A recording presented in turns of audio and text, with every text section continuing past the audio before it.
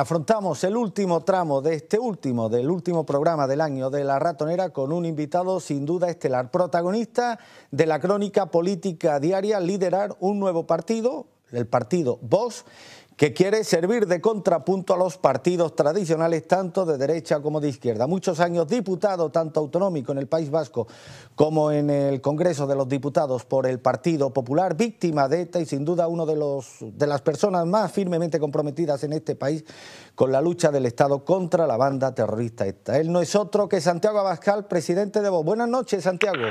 Hola, muy buenas noches. Muchas gracias por vuestro interés. La última vez que nos vimos fue en Barcelona hace 2 años, conmemorando precisamente el Día de la Hispanidad. Desde entonces hasta hoy mucho ha llovido en nuestro país y no precisamente para bien, Santiago. Pues eso es lo que parece, pero bueno, hay que estar en esos sitios importantes sin fallar a ninguna cita. Y nos vimos en Barcelona y yo he seguido además yendo en todas las citas posteriores el 12 de octubre a celebrar el Día Nacional de España en esa parte de nuestra patria. Pues mira, Santiago, hay un término que está muy de moda en este país, el término casta, y el término casta nos podemos gastar de haberlo acuñado, lo acuñó Enrique de Diego precisamente en esta casa, hace de esto ya la friolera de 3 o 4 años. Hoy ya se ha impuesto y forma parte del argot político. Tú fuiste durante muchos años diputado autonómico por el Partido Popular, diputado también nacional, presidente de la Fundación de NAIS y ahora lideras un partido Vox que quiere servir, o por lo menos lo dice de cara a sus afiliados y al resto de la opinión pública, de contrapunto a los partidos llamados de la casta. ¿Cómo podrías convencerme a mí, Santiago Abascal, y por extensión al resto de los televidentes, que no sois algo más o una parte de esa casta a la que al menos teóricamente combatís? Bueno, nosotros en general no estamos utilizando esa terminología, que es verdad, por otra parte, que no es la terminología de Podemos, como tanta gente piensa, porque efectivamente las personas que usted decía y otros muchos, incluso el propio Federico Jiménez Los Santos, pues lo ha venido utilizando en los últimos tiempos, ¿no? Pero nosotros al final nos tratamos de distinguir por un programa político completamente nuevo y sobre todo, y esto es lo más importante, Vox no es una escisión del Partido Popular. Hoy, al frente de esta iniciativa y del comité ejecutivo que yo presido, pues la única persona que ha tenido responsabilidades políticas he sido yo. Sin embargo, el resto de personas que me acompañan en el comité ejecutivo de Vox, pues ninguna ha tenido responsabilidades políticas, ninguna ha tenido experiencia política, ninguna ha tenido militancia política, sino que vienen de sus distintos campos profesionales y aportan lo mejor de ellos mismos y de su saber a la actividad política, que es una actividad noble, pero que en España está muy desprestigiada debido a la corrupción generacional y a la corrupción institucionalizada, fruto de la concentración de poderes en España, y eso es lo que nosotros queremos combatir. Fuiste durante muchos años un destacado militante o miembro del Partido Popular. Es materia inopinable, algo que indigna mucho, sobre todo a nuestros lectores y telespectadores, la falta de principios y de valores de este partido, que sistemáticamente es incapaz de poner en marcha su programa ideológico, el que defiende las elecciones una vez que llega al poder. Hablamos en materia de temas tan sensibles como por ejemplo el del aborto, donde tu partido se ha posicionado muy claramente. Pero esos tics, esa falta de valores y de principios del Partido Popular no son nuevos, Santiago. ¿No los detectaste en tu época de militancia activa en este partido?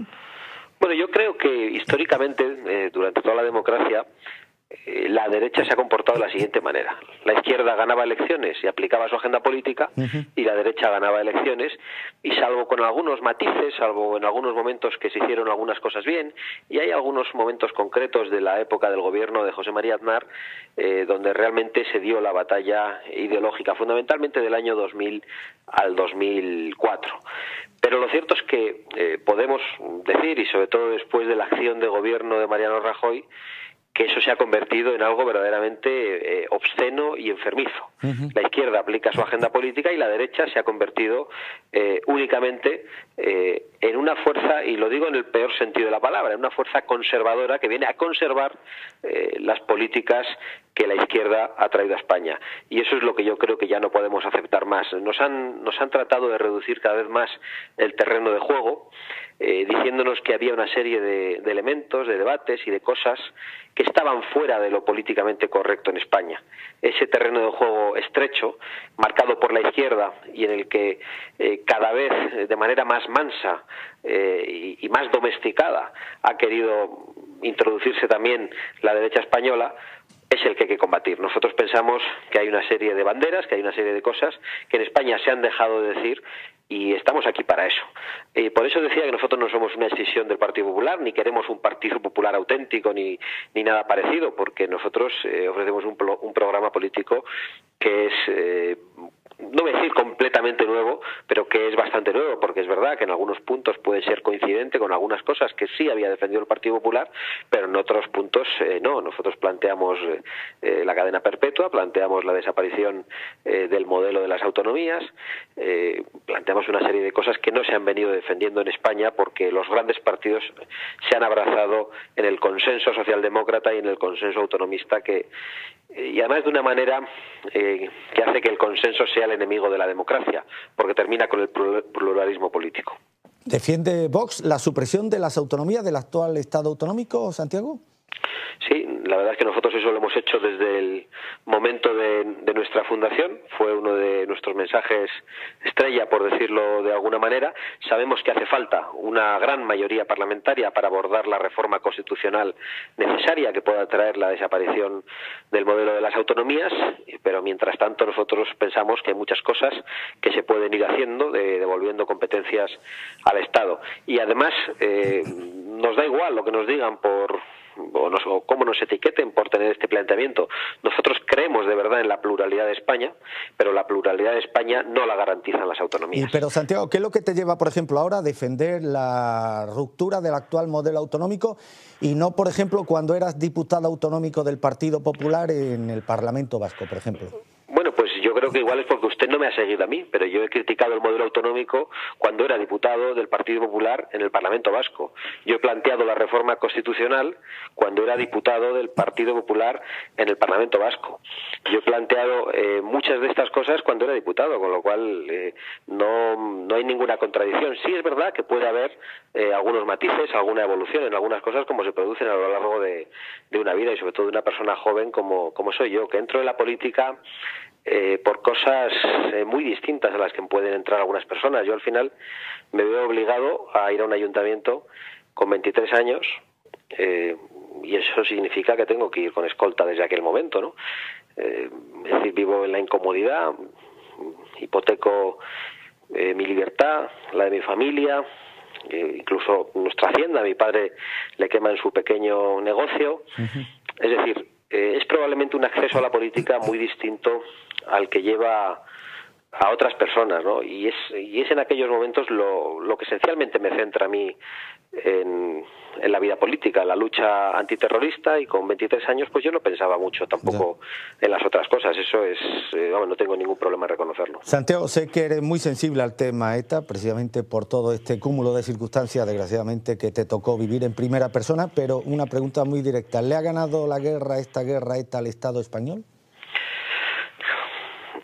Yo creo que ETA está ganando las batallas, pero aún no ha ganado la guerra.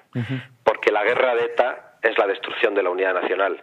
Y la unidad nacional, por suerte, permanece en pie. Eso no significa que estemos fuera de peligro, al contrario. Las acciones del gobierno frente a ETA, o las inacciones del gobierno frente a ETA, y la política de brazos cruzados del gobierno en Cataluña hace que la posibilidad de la secesión sea cada vez más cierta, y que la posibilidad de que el conjunto del separatismo, sea terrorista o no lo sea, pueda alcanzar sus objetivos, sea una realidad y no una locura de unos pocos a los que nos caricaturizan con la idea esta de España se rompe, ¿no? Entonces yo creo que efectivamente ETA está ganando muchas batallas, pero aún tenemos la oportunidad de que no nos gane la guerra. ¿Le molesta a Santiago Abascal que le llamen ultraderechista? Mira, a mí quizá porque he estado acostumbrado a que en política me pasen muchas cosas, ¿no? E incluso que me intenten quitar la vida. Me molesta muy poco lo que me digan. A estas alturas de la vida, a mí lo único que me molesta es mirarme en el espejo y no reconocerme. Lo único que me molesta es no defender mis ideas y mis convicciones. Yo defiendo la unidad de España, yo defiendo la libertad del ciudadano y un Estado que ingiera, que se meta poco en la vida de los ciudadanos. Defiendo que haya impuestos bajos, defiendo que el dinero público se gaste en lo verdaderamente importante, en la ley de dependencia, en ayudar a la gente que de verdad lo necesita y no en mantener un Estado autonómico insostenible. Digo que el yihadismo es una amenaza para nuestra nación. En definitiva, yo defiendo las cosas en las que creo y las digo alto y claro.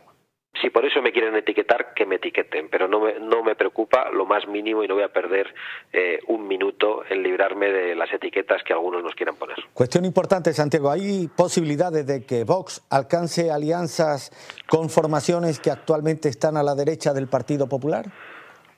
Bueno, Vox en estos momentos es un partido que está asentándose, que se está consolidando y bastante tiene con tomar las decisiones urgentes que tiene que tomar sobre qué elecciones va a concurrir en el plazo inmediato en el ámbito local y en el ámbito autonómico. Con lo cual nosotros ahora estamos pensando sobre todo en nuestro programa, en los sitios a los que queremos concurrir y no tanto en pactos electorales. Ya. ¿Qué referencias tiene Vox en el ámbito europeo, Santiago? Pues nosotros en estos momentos, como partido nuevo que lleva unos meses de vida, no hemos tenido relaciones con otros partidos europeos, esa es la verdad. Por lo tanto, no tenemos ninguna otras referencias. Nosotros somos un partido que agrupa a personas que están en lo que en España se ha venido conociendo como la derecha, con personas más conservadoras, con personas más liberales, con otros que se sentirán social cristianos, con otros que se sentirán democristianos, con otros que directamente se identifican como nacionales, pero no dejan de ser etiquetas que ni nos avergüenzan ni nos ocupan o preocupan demasiado. Nosotros queremos que nos definan nuestras propuestas concretas y estamos convencidos de que hay millones de españoles que están de acuerdo con ellas. ¿Pero se vería más cerca Santiago Abascal, por ejemplo, de Marine Le Pen que de Sarkozy? No. Otra cosa es la acción de gobierno de Sarkozy. Porque una cosa fue el Sarkozy de las elecciones, el Sarkozy de aquellos discursos tan fantásticos, y otra la acción de gobierno de Sarkozy, que fue bastante decepcionante. Inevitable, Santiago. ¿Qué opina Santiago Abascal del fenómeno Podemos? Pues yo creo que es el único éxito de Mariano Rajoy. ¿El único éxito de Mariano Rajoy? Sí, cuando me preguntan si Mariano Rajoy no ha hecho algo bien, porque mi posición es muy crítica, digo que sí, que sin ninguna duda Mariano Rajoy ha hecho muy bien la campaña electoral de Podemos. ¿Tú crees que este fenómeno es deliberado, Santiago? No digo que sea deliberado o que sea de laboratorio o que Mariano Rajoy sea su inspirador. Lo que quiero decir es que el desastre de la política gubernamental ha llevado al crecimiento de opciones como Podemos, y además han tratado de dividir a la izquierda dándole opciones mediáticas muy grandes. Sí, pero Santiago, este descrédito de la actual casta política, hay que ser justo, no viene de ahora, esto data de antiguo, ¿eh?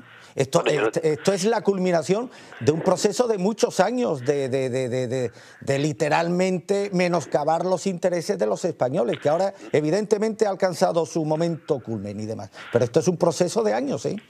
Bueno, no me tiene que convencer a mí, porque de hecho, como le decía antes, desde hace al menos 10 años vengo defendiendo la reforma constitucional. Yo tengo 38 años y soy una persona, como puede comprobar, bastante joven, y desde hace bastante tiempo, a través de la Fundación para la Defensa de la Nación Española, venimos defendiendo una reforma constitucional señalando los gravísimos errores del acuerdo constitucional del año 78 y de la transición.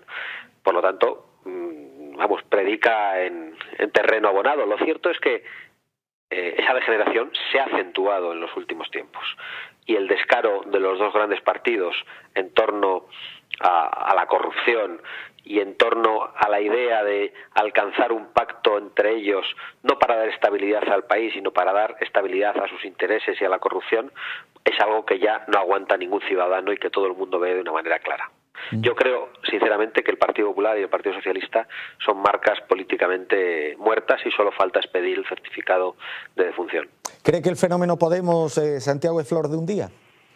No, creo que no es flor de un día. Creo que el desencanto de los españoles es muy grande y que la desesperación de tanta gente está llevando a elegir opciones populistas, por desgracia sin darse cuenta muchos de ellos de que están eligiendo el populismo totalitario y el comunismo.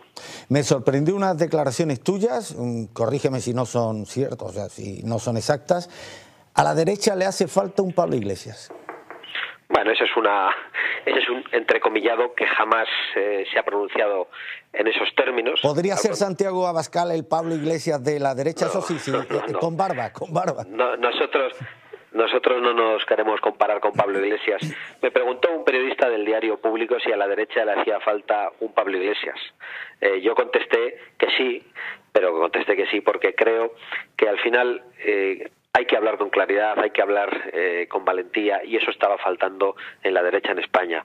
En la izquierda, en cambio, sobra gente que se atreva a defender sus principios y sus planteamientos, por muy equivocados que estén, y están verdaderamente equivocados los planteamientos y los principios de Pablo Iglesias, que ya han fracasado en la Unión Soviética, que ya han fracasado en Cuba, que ya han fracasado en Venezuela y que quieren hacer fracasar y arruinar a España. Lo que ocurre, Santiago, hay que ser claro, estratégicamente este escenario nos viene nada mal a Vox. Si vamos a una polarización de la vida española, está claro que la referencia para un considerable número de electores no va a ser otra que la de la formación que tú lideras. Bueno, a Vox le parece que todo lo que le viene mal a España le viene mal a Vox, y nos parece que ese populismo totalitario y ese resurgir del comunismo camuflado con otras palabras es verdaderamente malo para la sociedad española, para la libertad y para la unidad de España.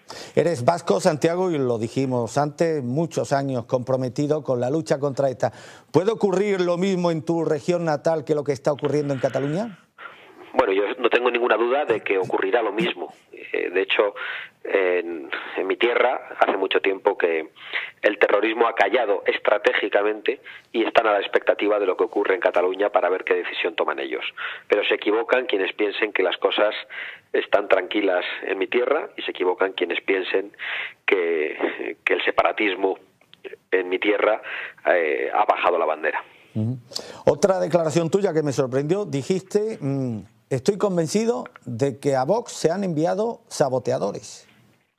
Bueno, Vox preocupaba a alguien, no tenemos ninguna duda de que sobre todo en el ámbito del gobierno había quienes tenían mucho miedo a una opción política como Vox, y trataron de que algunas de las personas que inicialmente se incorporaron al proyecto lo hicieran para poner palos en las ruedas. Esa es la convicción que tenemos. ¿Cree que el Partido Popular está seriamente preocupado con las expectativas electorales que puede abrir tu partido, que puede estar creando tu partido? Yo creo que ahora mismo el Partido Popular en su chulería está sobre todo preocupado por otros, no por Vox. Pero llegará el tiempo en que se den cuenta que tienen que estar más preocupados por nosotros. Aunque por otra parte actúan con sumo cuidado, cerrando todas las puertas de muchos medios de comunicación. Ayer estuve en Ciudad Real acompañando a mis compañeros en la presentación de la gestora en Ciudad Real, y nuestro presidente provincial pues nos relataba cómo acababa de ser expulsado de 3 tertulias en las últimas semanas, una vez se había incorporado a Vox. Una de ellas de Radio Castilla-La Mancha, de la radio televisión pública que dirige la señora Cospedal. Santiago, ¿por qué no se cumplieron los objetivos electorales de Vox en las últimas elecciones al Parlamento Europeo? Bueno, lo cierto es que se cumplieron los objetivos electorales en términos cuantitativos, en número de votos, pero no alcanzamos el escaño porque este se puso más caro al haber una mayor participación de la que esperábamos.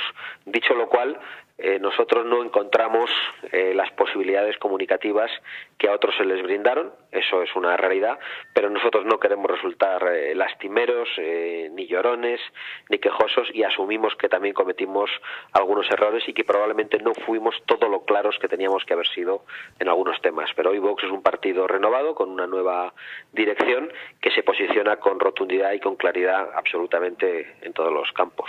Oye, Santiago, ¿y cómo podrías convencer, por ejemplo, a nuestros televidentes de que en el caso hipotético de que Vox alcance responsabilidades de gobierno, sus dirigentes, sus cargos electos, no van a tener los mismos tics autoritarios ni van a cometer las mismas tropelías que las que llevan cometiendo los responsables de los partidos tradicionales durante años?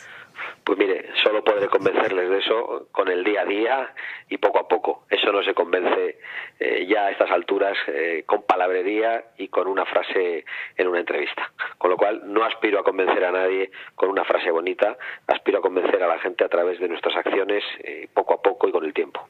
Os presentáis a las próximas elecciones europeas, ¿no, Santiago? Pues a las próximas las elecciones europeas. Perdón, municipales.